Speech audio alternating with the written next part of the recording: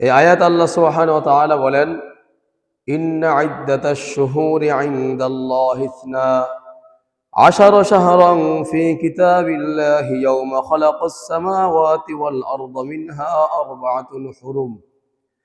আল্লাহ তাআলা বলেন, নিশ্চয়ই ইন্না ইদ্দাতাশ শুহুরি ইনদাল্লাহি 12, আল্লাহ পাক রব্বুল আলামিনের কাছে মাস গণনার দিক থেকে একটি বছরে মাস হচ্ছে 12 মাস। বলেন সুবহানাল্লাহ। 12 শাহরান, একটি বছরে 12 মাস। এটা কি আল্লাহ পাক রব্বুল আলামিনের কাছে নির্ধারিত। ফি কিতাবিল্লাহি, এটা আল্লাহ তাআলার কাছে কি নির্ধারিত কিতাবে। কোন দিন থেকে? ইয়াওমা খালাকাস সামাওয়াতি ওয়াল আরদা মিনহা আরবাআতুন হুরুম, যেই দিন থেকে আল্লাহ পাক রব্বুল আলামিন আসমান এবং জমিন সৃষ্টি করেছেন, সেই দিন থেকে আল্লাহ পাক রব্বুল আলামিনের কাছে বছর গণনায় 12 মাস আল্লাহ তাআলা নির্ধারণ করেছেন। বলেন সুবহানাল্লাহ। ঠিক না? এবার আল্লাহ তাআলা বলেন, মিনহা আরবাআতুন হুরুম, তবে এই 12টা মাসের মধ্যে 4টি মাস হলো আল্লাহ তাআলার কাছে শ্রেষ্ঠ সম্মানিত। কি? 4টি মাস আল্লাহ তাআলার কাছে কি শ্রেষ্ঠ সম্মানিত। তাহলে কি বুঝতে পারলাম? যে আল্লাহ পাক রব্বুল আলামিন যেদিন থেকে আসমান এবং জমিন সৃষ্টি করেছেন, সেই দিন থেকে বছর গণনার ক্ষেত্রে আল্লাহ তাআলা 12 মাসকে 1 বছরের জন্য নির্ধারণ করেছেন। বলেন সুবহানাল্লাহ। এবং আল্লাহ তাআলা বলতেছেন, এই 12 মাসের মধ্যে আমার কাছে 4টা মাস হলো কি সম্মানিত, শ্রেষ্ঠ। মিনহা আরবাআতুন হুরুম, তো এই 4টা মাস কি কি সেটা আয়াতের মধ্যে উল্লেখ নাই, সেটা আপনার হাদিসের মধ্যে উল্লেখ রয়েছে। আর কোরআনের ব্যাখ্যা হলো হাদিস। কি? কোরআনের তাফসীর হলো কি হাদিস। কোরআন বিল কোরআন, কোরআনের আয়াত অন্য কোরআনের আয়াতের ব্যাখ্যা আছে, অথবা কোরআনের আয়াতের ব্যাখ্যা হাদিসের মধ্যে আছে। তো আল্লাহ পাক রব্বুল আলামিন বলতেছেন যে বছর গণনার দিক থেকে আমি আল্লাহ তাআলা যেদিন আসমান এবং জমিন সৃষ্টি করেছি, সেই দিন থেকেই 12টি মাসকে আমি নির্ধারণ করেছি। এবং এই 12 মাসের মধ্যে 4টা মাসকে আমি আল্লাহ তাআলা আলাদা বৈশিষ্ট্য, শ্রেষ্ঠত্ব, মর্যাদা দান করেছি। বলেন সুবহানাল্লাহ। মিনহা আরবাআতুন হুরুম, আয়াতের অর্থটা বলে নিন, তারপর হাদিসে যাচ্ছি। এরপর আল্লাহ তাআলা বলেন, যালিকাদ দীনুল কাইয়্যিম, এটাই আল্লাহ তাআলার পক্ষ থেকে নির্ধারিত চূড়ান্ত দিন। এরপর আল্লাহ পাক রব্বুল আলামিন বলতেছেন, ফালা তাযলিমু ফীহিন্না আনফুসাকুম ওয়াকাতিলুল মুশরিকিনা কাফাতান কামা ইউকাতিলুনাকুম কাফা ওয়া'লামু আন্নাল্লাহা মা'আল মুত্তাকিন। এটার তরজমা এবং ব্যাখ্যা একটু পরে বলতেছি। এখন আসেন, তাহলে আয়াতের মাধ্যমে আমরা জানতে পারলাম যে 12 মাসের মধ্যে 4 মাস হলো শ্রেষ্ঠ সম্মানিত। এবার হাদিসের মধ্যে সেই 4 মাস কি কি সেটা আল্লাহ রাসূল সাল্লাল্লাহু আলাইহি সাল্লাম আমাদেরকে জানিয়ে দিয়েছেন। বলেন আলহামদুলিল্লাহ। عن أبي بكرة رضي الله تعالى عنه أن النبي صلى الله عليه وسلم خطب في حجته। রাসূল করিম সাল্লাল্লাহু আলাইহি ওয়াসাল্লাম বিদায় হজের ভাষণে কি করলেন? খুতবা দিলেন, বয়ান করলেন। হযরতে আবী বাকরা রাদিয়াল্লাহু তাআলা থেকে বর্ণিত, তিনি বলেন, ফাকালা, রাসূল বললেন, আলা ইন্নাজ জামানা ক্বাদ ইস্তাদারা কাহাইয়াতিহি ইয়াওমা খালাকাস সামাওয়াতি ওয়াল আরদ আস-সানাতু 12 শাহরান মিনহা আরবাআতুন হুরুম সালাসাতুন মুতাওয়ালিয়াত যুল ক্বাদা ওয়া যুল হিজ্জা ওয়াল মুহররম ওয়া রজব মুদার আল্লাযী বাইনা জুমাদি ওয়া শাবান। বলেন সুবহানাল্লাহ। হযরত আবু বকর রাদিয়াল্লাহু তাআলা থেকে বর্ণিত, তিনি বলেন, রাসূল করিম সাল্লাল্লাহু আলাইহি ওয়াসাল্লাম বিদায় হজের ভাষণে খুতবা দিলেন এবং আমাদেরকে বললেন, ফাকালা আলা ইন্নাজ জামানা ক্বাদ ইস্তাদারা কাহাইয়াতিহি ইয়াওমা খালাকাস সামাওয়াতি ওয়াল আরদ। শোনো আমার উম্মতেরা, নিশ্চয়ই জামানা, সময় আপনার কদিস্তাদার হাইআতিহি, জামানার সময় অতিবাহিত হচ্ছে, চলতেছে, যেই দিন থেকে আল্লাহ সুবহানাহু ওয়া তাআলা আসমান এবং জমিন সৃষ্টি করেছেন সেই দিন থেকে, বলেন সুবহানাল্লাহ। যেই দিন থেকে আল্লাহ তাআলা আসমান এবং জমিন সৃষ্টি করেছেন, বানিয়েছেন, সেই দিন থেকে জামানা কাল আবর্তিত হচ্ছে, চলতেছে ধারাবাহিকভাবে। বুঝাচ্ছে তো? এবার আল্লাহ রাসূল বলেন আস-সানাতু 12 শাহরান,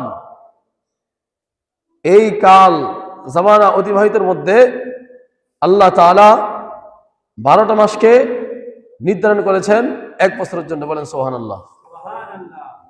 মিনহা আরবাতুন হুরুম, তার মধ্যে 4টা মাস হলো শ্রেষ্ঠ। কয়টা? 4টা মাস হলো শ্রেষ্ঠ, সম্মানিত। এবার রাসূল ব্যাখ্যা দিচ্ছেন সালাসাতুন মুতাওয়ালিয়াত, 3টা মাস হলো ধারাবাহিক। কয়টা? 3টা মাস হলো ধারাবাহিক, একটার পর একটা। এভাবে 3টা হলো শ্রেষ্ঠ, মর্যাদা সম্পূর্ণ। সেটা কি কি? যুল কয়দা, ওয়াযুল হিজ্জা, ওয়াল মুহররম, অর্থাৎ জিলকদ মাস, জিলহজ মাস এবং আপনার মুহররম মাস। এই 3টা ধারাবাহিক না? ধারাবাহিক। আপনার জিলকদ, এরপর হলো কি জিলহজ, এরপর হচ্ছে আপনার মুহররম, তাই না? এই 3টা হলো ধারাবাহিক মাস। আল্লাহ রাসূল বললেন এই 3টা হলো ধারাবাহিক। 4 সম্মানিত মাসের 3টা হলো কি? ধারাবাহিক। আর ওয়া রজব, আরেকটি হচ্ছে রজব মাস, বলেন সুবহানাল্লাহ। আর রজব মুদার আল্লাযী বাইনা জুমাদি ওয়া শাবান, আরেকটি হচ্ছে রজব মাস, যেটা শাবান এবং আপনার এই শাবান মাসের এবং আপনার জমাদিল উখরা, এই মাসের মধ্যবর্তী। এই মাসের কি? মধ্যবর্তী। আল্লাযী বাইনা জুমাদিল উখরা ও শাবান, এবং শাবান মাসের মাঝখানে যে মাসটা রজব, এই মাসটা হলো আল্লাহ তাআলার কাছে সম্মানিত, মর্যাদাপূর্ণ, বলেন সুবহানাল্লাহ। যারা বলেন সুবহানাল্লাহ। তাহলে হাদিসের মাধ্যমে আমরা বুঝতে পারলাম যে আল্লাহ পাক রব্বুল আলামিন বছরে যে 12টি মাস নির্ধারণ করেছেন, এই 12টি মাসের মধ্যে 4টা মাস হলো শ্রেষ্ঠ, জিলকদ, জিলহজ, মুহররম এবং রজব, বলেন সুবহানাল্লাহ। এখন প্রশ্ন হবে রমজান মাস, রমজান মাস, তাই না? হ্যাঁ, রমজান মাস এটা হলো আলাদা একটা বৈশিষ্ট্যপূর্ণ মাস, এটার মর্যাদা ভিন্ন, আলাদা। রমজান মাসের পরে যেই মাসগুলো আল্লাহ তাআলার কাছে শ্রেষ্ঠ, সম্মানিত, সেগুলো হলো 4টা মাস। কয়টা? এই 4টা। তো আজকে আমরা যে মাসটিতে উপনীত হয়েছি, এই মাসটির নাম হলো রজব মাস। কি মাস? রজব। তাহলে এই রজব মাস আমাদের সামনে চলে এসেছে, অর্থাৎ আল্লাহ পাক রব্বুল আলামিনের পক্ষ থেকে নির্ধারিত যে সম্মানিত এবং মর্যাদাপূর্ণ যে মাস, সেই 4 মাসের একটি মাস হলো রজব। সেই মাসটি আমাদের সামনে চলে এসেছে। আজকে হলো তারিখ 5 তারিখ। কয় তারিখ আজকে? আজকে হচ্ছে 5 তারিখ। বুঝে আসছে তো? এইটুক কথা কি বুঝতে পেরেছেন? আবার বলে সংক্ষিপ্তভাবে, আল্লাহ পাক রব্বুল আলামিন 12টি মাস নির্ধারণ করেছেন বছরে। এই 12টি মাসের মধ্যে 4টি মাস হলো শ্রেষ্ঠ। এই 4টি মাসের মধ্যে একটি মাস হলো রজব। আজকে 5 তারিখ, আমরা এই মাসে উপনীত হয়েছি। বুঝে আসছে কথা? এবার আসেন, এই রজব মাস শ্রেষ্ঠ বুঝতে পারলাম। এখন রজব মাস আসলে আমরা কি করব? আমাদের কাজ কি? আমাদের কাজ কি? অথবা রজব মাস যে আসলো, এটা আল্লাহ রাসূল এই বয়ান কেন করলেন? ভালো করে খেয়াল করেন। রজব মাস আসলে রাসূল করিম সাল্লাল্লাহু আলাইহি ওয়াসাল্লাম একটি দোয়া পড়তেন। কি পড়তেন? একটি দোয়া বেশি বেশি পড়তেন। রমাদান মাস আসার আগ পর্যন্ত সাহাবায়ে কেরামদেরকে পড়তে বলেছেন, আমাদেরকেও পড়তে বলেছেন। সেটা প্রতি বছর আপনাদেরকে শোনাই, কিন্তু আমরা আমল করি না। সেটা কি? আল্লাহুম্মা বারিক লানা ফি রজব ওয়া শাবান ওয়া বাল্লিগনা রমাদান। সবাই বলেন আল্লাহুম্মা বারিক লানা, বলেন في رجب وشعبان وبلغنا رمضان আবার বলেন اللهم بارك لنا في رجب وشعبان وبلغنا رمضان এই হাদিসের অর্থ হলো আল্লাহ পাক রব্বুল আলামিনের কাছে রাসূল করিম সাল্লাল্লাহু আলাইহি ওয়াসাল্লাম দোয়া করতেছেন এইভাবে আল্লাহুম্মা বারিক লানা, হে আমার আল্লাহ, হে আমার প্রভু, আমার রব, আল্লাহুম্মা বারিক লানা, আপনি আমাদের মাঝে বরকত দান করেন, আমাদের উপর আমাদেরকে আপনি বরকত দান করেন, আমাদের হায়াতে আপনি বরকত দান করেন। ফি রজব ওয়া শাবান, রজব মাসে এবং শাবান মাসে, আবাল্লিগনা রমাদান, এবং তোমার পক্ষ থেকে যেই মহা নিয়ামতের মাস রমাদান আসতেছে সেই রমাদানে আমাদের হায়াত পর্যন্ত আপনি পৌঁছে দেন। বলেন সুবহানাল্লাহ, যারা বলেন সুবহানাল্লাহ। দোয়ার অর্থটা বুঝতে পারছেন তো? আল্লাহ রাসূল আল্লাহ তাআলার কাছে কায়মন বাক্যে সুন্দর করে দোয়া করতেছেন, আল্লাহ আপনি আমাদের হায়াতে বারাকা দান করেন, বরকত দান করেন রজব মাসে এবং শাবান মাসে, এবং আপনি আমাদেরকে পৌঁছে দেন রমাদান মাসে। সহি সালামতে সুন্দর মতো আমাদের হায়াতটাকে বৃদ্ধি করিয়া লম্বা করিয়া রমাদান পর্যন্ত পৌঁছে দেন। বলেন সুবহানাল্লাহ। কথা বুঝতে পেরেছেন? এটা হলো এই দোয়ার অর্থ। এই দোয়াটা আল্লাহ রাসূল বেশি বেশি পড়তেন, সাহাবায়ে কেরাম পড়তেন। কিয়ামত পর্যন্ত আনেওয়ালা সমস্ত উম্মতদেরকে রজব মাস আসলে পরে এই দোয়াটা পড়ার জন্য বলেছেন। বলেন সুবহানাল্লাহ। আমরা পড়বো তো ইনশাআল্লাহ? পড়বো তো ইনশাআল্লাহ?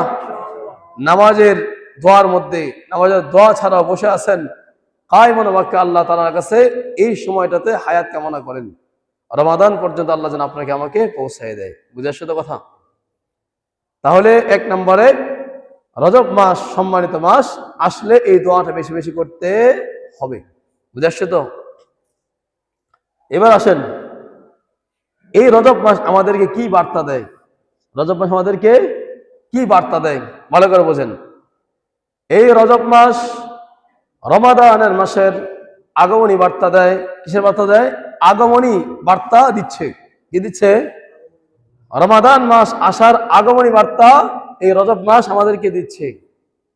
অর্থাৎ তোমাদের সামনে মহা নিয়ামতের মাস রমাদান চলে আসতেছে, এই আগমন, এই সুসংবাদ আমি তোমাদেরকে দিচ্ছি। কথা বুঝে আসছে তো? উদাহরণ দেই, যদিও উদাহরণ দিলে আবার কেউ ভাইবেন না আমি তার আদর্শ বিশ্বাসী না, বরং ফর এক্সাম্পল বোঝানোর জন্য আপনাদেরকে বলতেছি। গতকালকে জনাব তারেক রহমান বাংলাদেশে আসছে না? কথা আসছে কিনা? উনি আসার আগে যখন আরো এক সপ্তাহ 2 সপ্তাহ আগে বার্তা দিল বাংলাদেশে আমি আসব, তখন দীর্ঘ 17 বছর পরে যখন বাংলাদেশে আসবে, ওনার আগমনী বার্তা পেয়ে বাংলাদেশের যারা তার ভক্ত, তার অনুসারী, তার দলের, তারা খুশি হয় কি হয় নাই? খুশি হয়েছে, প্রস্তুতি নিয়েছে তাকে বরণ করার জন্য, তাকে গ্রহণ করার জন্য সারা বাংলাদেশের সমস্ত নেতা কর্মীরা প্রস্তুতি নিয়েছে। কথা বলেন ঠিক নেবে? ঠিক কথা বুঝেন? ফর এক্সাম্পল, উদাহরণ দেওয়ার জন্য বলছি, প্রস্তুতি নিয়েছে মানসিকভাবে, সব দিক থেকে, এবং আন্তরিকভাবেও কি খুশি হয়েছে, ঠিক কিনা?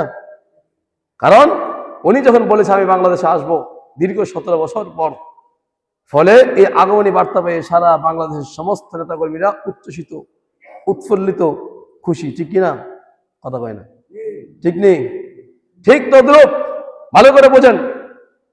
এবং উনি যখন গতকালকে আসছে, তাকে পাওয়ার পরে মানুষগুলো সব খুশি হয়ে গেছে, গেছে কিনা? ঠিক তদ্রূপ আল্লাহ পাক রব্বুল আলামিন মুমিন মুসলমান যারা আছে তাদেরকে মাহে রমাদানের আগমনী বার্তা দিচ্ছেন যে রজব মাস চলে আসছে, মানে তোমাদের সামনে কয়েকদিন পরে রমাদান আসতেছে। বলেন সুবহানাল্লাহ।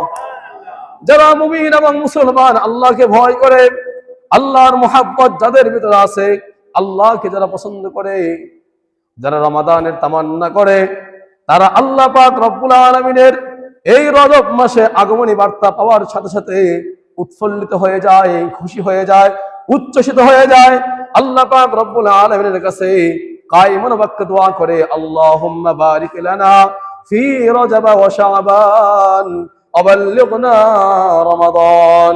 হে আমার আল্লাহ, আপনি আমার হায়াতের মধ্যে রজব এবং শাবানে বরকত দান করেন এবং আপনার রহমতে আপনি আমাদেরকে মাহে রমাদানে পৌঁছায় দেন। বলেন সুবহানাল্লাহ।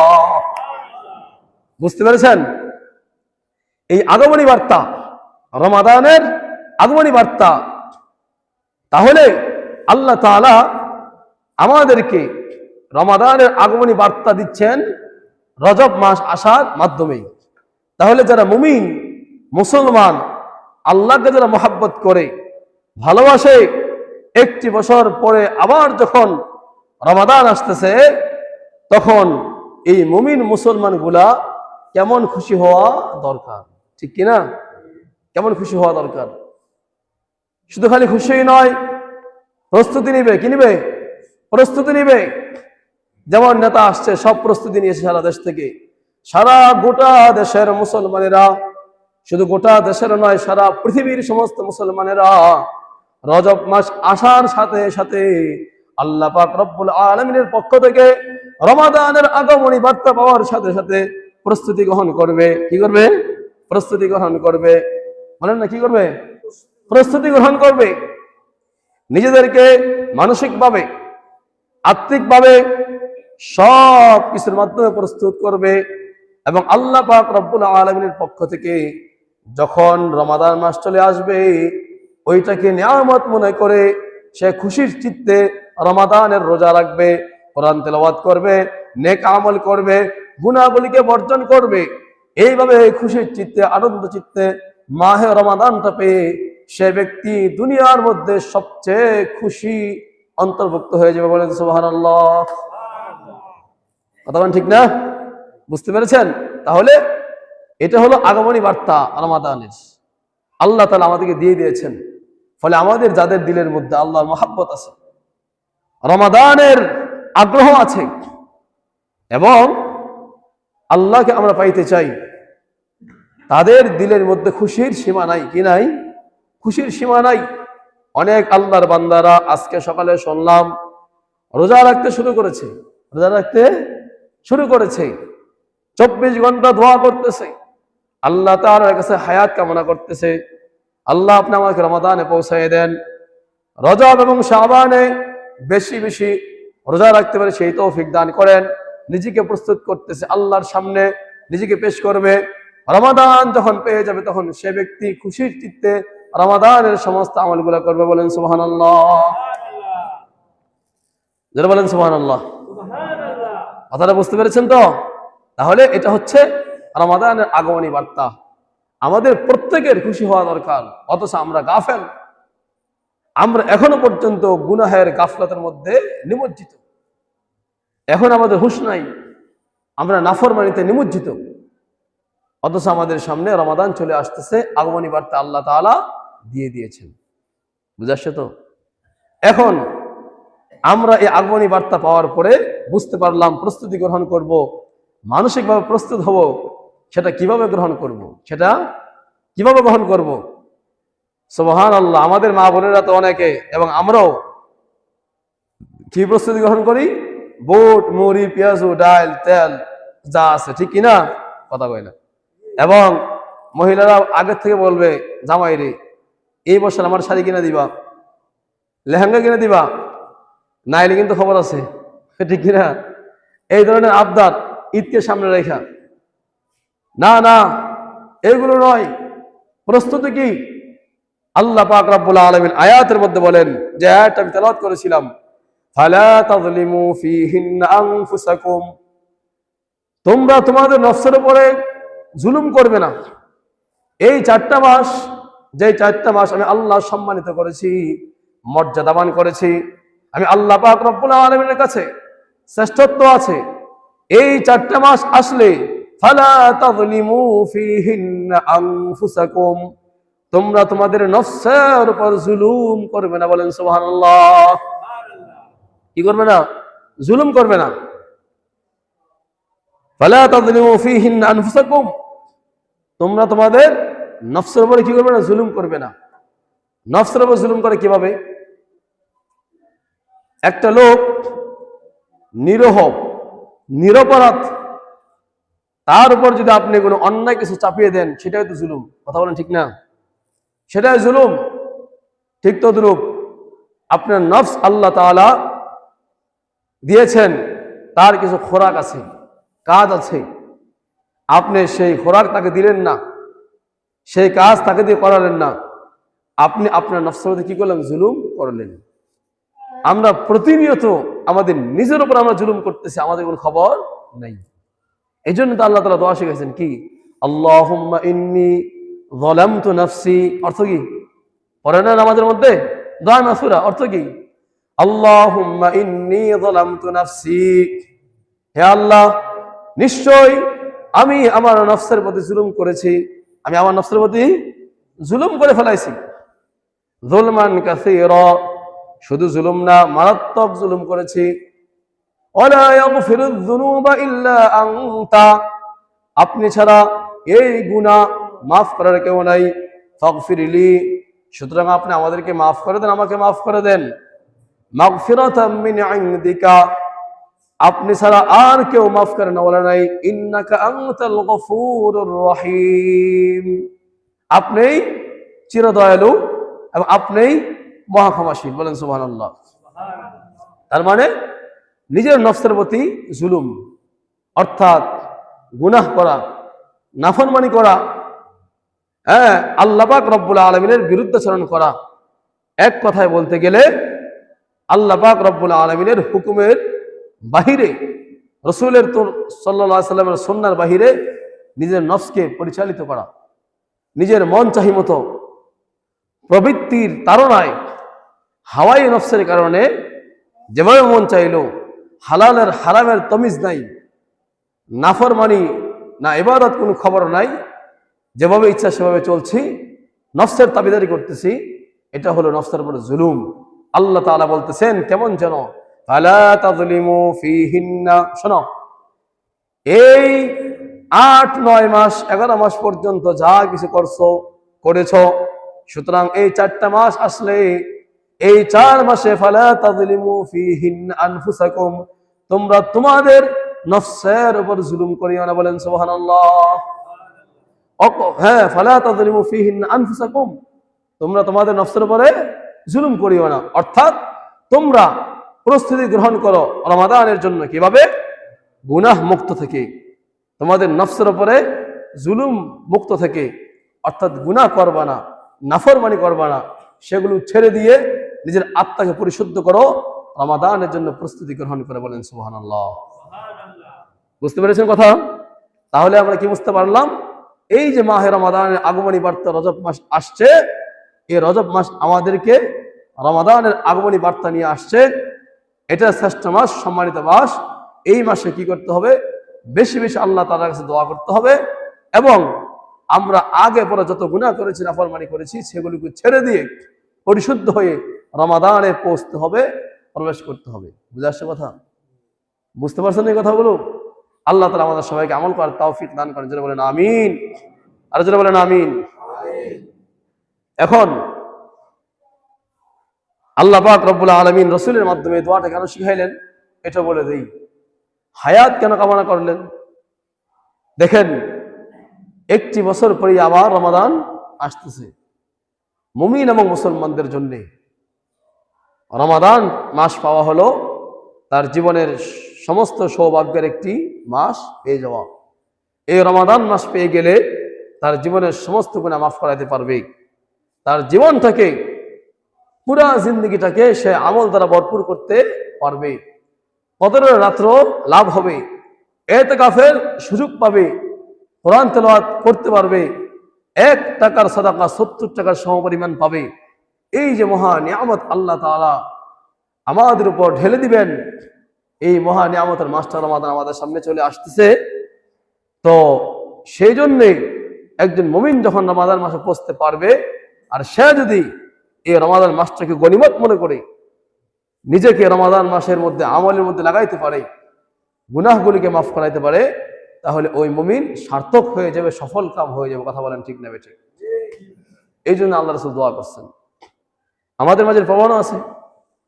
আল্লাহ তাআলা আল্লাহুম্মা বারিক লানা ফি রজব ওয়া শাবান ওয়া বাল্লিগনা রমাদান, হে আল্লাহ আপনি আমাদের হায়াতে বরকত দান করেন, রজব এবং শাবানে রমাদান আপনি আমাদেরকে পৌঁছায় দেন।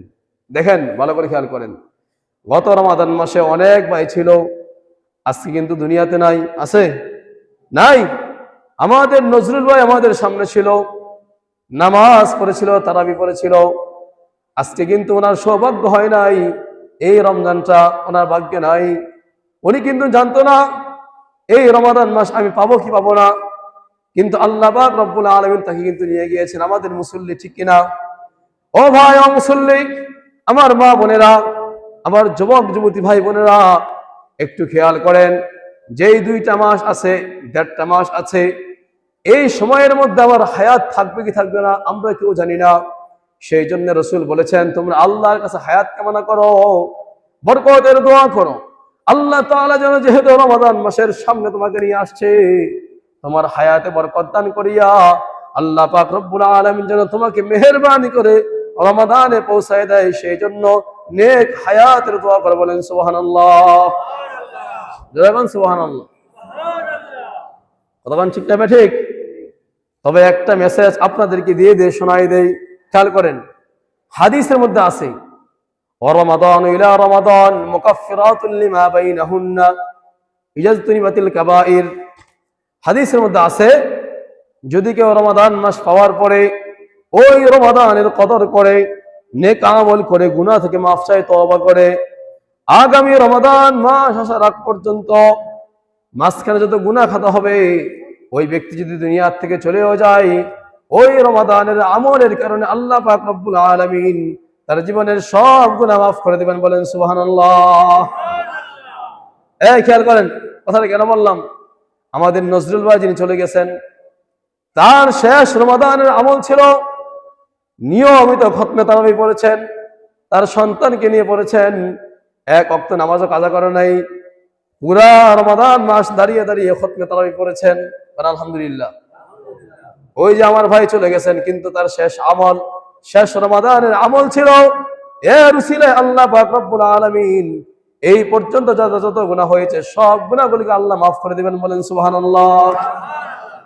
এত কি বুঝাতে চাইলাম, এই কথাটা ভালো করে ঢুকান, এই কথাটা ভালো করে ঢুকান। এখন যে কথাটা বলতেছি, এর দ্বারা কি বোঝাতে চাইলাম? আপনার সামনে, আমার সামনে রমাদান আসতেছে, রমাদানের আগমনী বার্তা চলে আসছে। এখন আপনার আমার কাজ হলো প্রস্তুতি গ্রহণ করা, মানসিকভাবে, আত্মিকভাবে নিজের নফসের প্রতি জুলুমগুলি ছেড়ে দেওয়া, গুনাহ থেকে মুক্ত হওয়া, রমাদানে প্রবেশ করা। রমাদান যখন চলে আসবে, আপনি গুনাহগুলি বাদ দিয়ে তওবা করে রমাদানের রোজা রাখেন, রমাদানে যাকাত আদায় করেন, নেক আমল করেন, কোরআন তেলাওয়াত করেন, তওবা করেন, তারাবি নামাজ পড়েন। এইভাবে যখন আপনি রমাদানটা কাটাইতে পারবেন, তাহলে এই রমাদান আপনার জন্য সৌভাগ্যের হয়ে যাবে। এর পরবর্তী রমাদান যদি আপনি নাও পান, এই রমাদানের আমলের উসিলায় আল্লাহ পাক রব্বুল আলামিন সব গুনাহগুলি মাফ করে দিবেন। বলেন সুবহানাল্লাহ। কিন্তু আফসোস, পরিতাপের বিষয় হলো, রজব চলে যাবে, শাবান চলে আসবে, শাবান চলে যাবে, রমাদান চলে আসবে, কিন্তু আমাদের অনেক ভাইয়েরা, অনেক বাবারা, অনেক মারা, অনেক বোনেরা, অনেক যুবক, অনেক যুবতী ভাই বোনেরা, তারা তাদের আগের অবস্থানে বহাল থাকবে, পরিবর্তিত হবে না। কি হবে না? পরিবর্তিত হবে না। গুনার মধ্যে লিপ্ত থাকে, রোজাও ঠিক মতো রাখে না, যাকাতও প্রদান করে না, ঠিক মতো নামাজও পড়ে না, এইভাবে গুনাহগুলিকেও ছাড়ে না। আছে না নাই? আছে না নাই? যেটা বলেন, কম না বেশি? বেশি, সংখ্যা বেশি। কিন্তু ভালো করে শুনেন, আপনি যদি এইভাবে রমাদানটাকে বেআমলে কাটাই দেন, এরপরে আপনার মৃত্যু চলে আসে রমাদানের পরে, আরেক রমাদান আপনি পান নাই, তাহলে কিন্তু আপনার মাগফিরাতের কোনো গ্যারান্টি নাই। কি নাই? কোনো গ্যারান্টি নাই। বরঞ্চ রমাদান যখন শেষ হয়ে যাবে, এই রমাদান আপনাকে বদদোয়া দিবে। আল্লাহ রাসূলের বদদোয়া, জিবরাইলের বদদোয়া, আল্লাহ তাআলার বদদোয়া কি? ওই লোক ধ্বংস হোক যে রমাদান পেয়েছিল, গুনাহ মাফ করাইতে পারে নাই। আপনি হালাকি, বরবাদি, ধ্বংসপ্রাপ্ত লোকদের অন্তর্ভুক্ত হয়ে এরপরে কবরে যাবেন। বলেন নাউজুবিল্লাহ। এই জন্য আমি সবাইকে বলবো, রজব মাস চলে আসছে, হাতে পায়ে ধরে বলি, সামনে রমাদান আসতেছে, এই রমাদানটা যেন আপনার কাজে লাগে, আমলে কাটে, গুনাহ মুক্ত হয়, হেদায়েতের কারণ হয় এবং তাকওয়ার কারণ হয়, সেই চেষ্টা করতে হবে। করবো তো ইনশাল্লাহ? করবো তো ইনশাল্লাহ? আল্লাহ তাআলা আমাদের সবাইকে এর উপর আমল করার তৌফিক দান করেন, যেন বলেন আমিন।